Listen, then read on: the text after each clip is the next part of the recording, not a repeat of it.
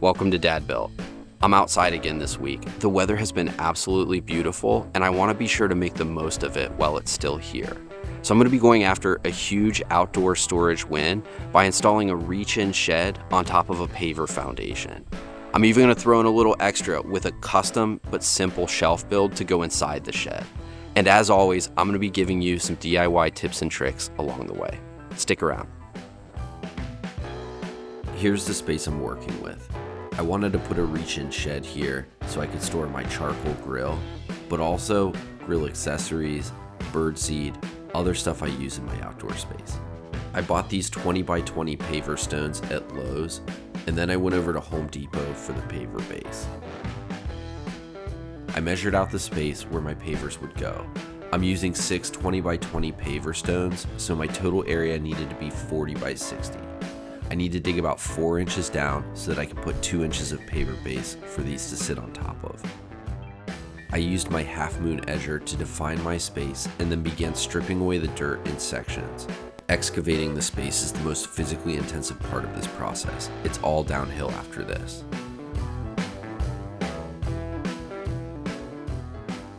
Let's talk a little bit about standards. For this project, we're going to be using a standard I like to call good enough for Granddad. That means it doesn't have to be perfect, but we don't want it to look bad or anything. There are times when you need precision and perfection, and there are times when you don't. A good DIY dad knows when to make that judgment call. And after all, we're building a shed here. We're not building a watch. Once my space was clear, I used my tamper tool to level out the ground a little before putting in the paver base. I put 2 stakes with a string running across at 2 inches above the ground. Now it was time to add the paver base. I got this pavestone paver base from Home Depot, and I used an online calculator to determine how much I needed. I bought 8 bags, but I only ended up using 7.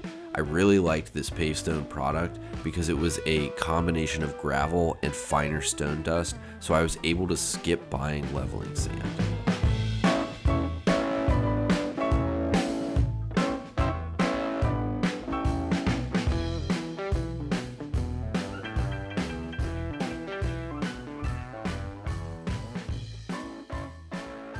The pavestone base spread pretty easily. Next, it was time to use the tamper again to compact everything down nice and level. And once I was satisfied with the base, I could start laying the pavers.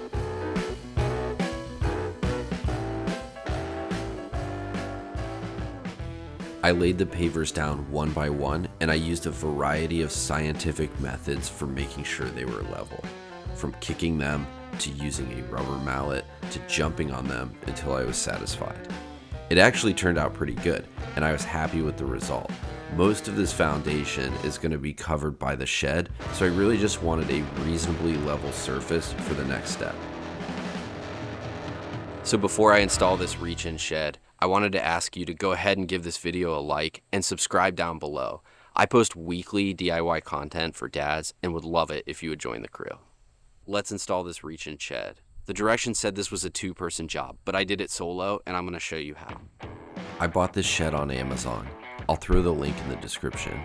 I chose this one because the design matched the exterior of my home fairly well, and it was deep enough to store my charcoal grill. I was surprised at how easy it was to put together.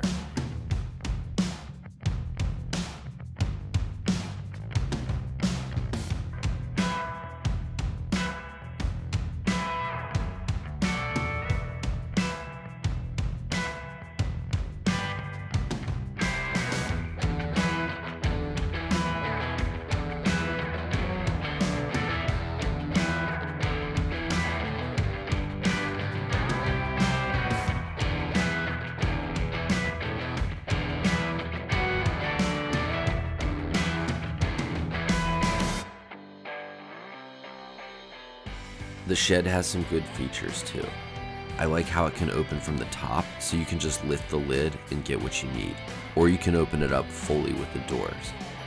There's a place on the doors to add a lock, but I don't know that I would ever use that, and while the shed is decently sturdy, it's certainly not secure enough to warrant locking it. But it all went together in about 30 minutes, and I could start moving my stuff in. So what's the point of having a shed if it's not going to be organized inside? Next, I'm going to show you a very simple custom shelf build that we can put inside our shed that's going to maximize the interior space.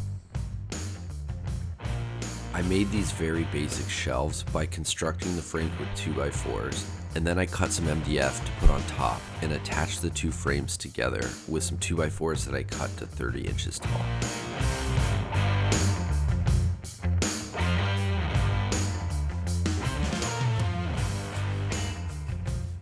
While there are pre-made shelves that fit this unit available on Amazon, I didn't need something that spanned across the whole shed since I was storing my grill.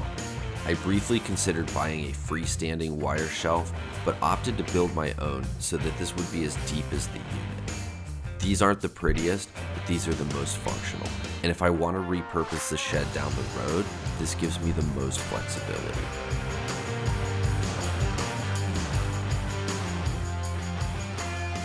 Time to start stocking the shelves. I've got some birdseed, grill gear, and fire pit equipment to put away. And I'll probably put my hot tub maintenance gear in here at some point too.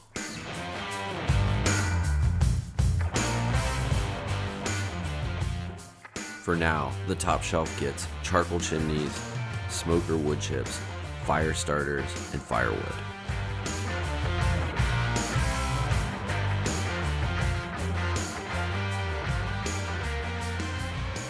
And we're done. It's hard to believe that yesterday this was a blank space, and after a little elbow grease, today it's a functional outdoor storage solution that's good enough for Granddad. Thanks so much for watching. If you enjoyed this video, please give me a like, a share, and subscribe down below to Dad Built for more DIY projects like this. And if there's anything you ever want to see, let me know. I post weekly content of all kinds of DIY projects for dads. We'll see you next time.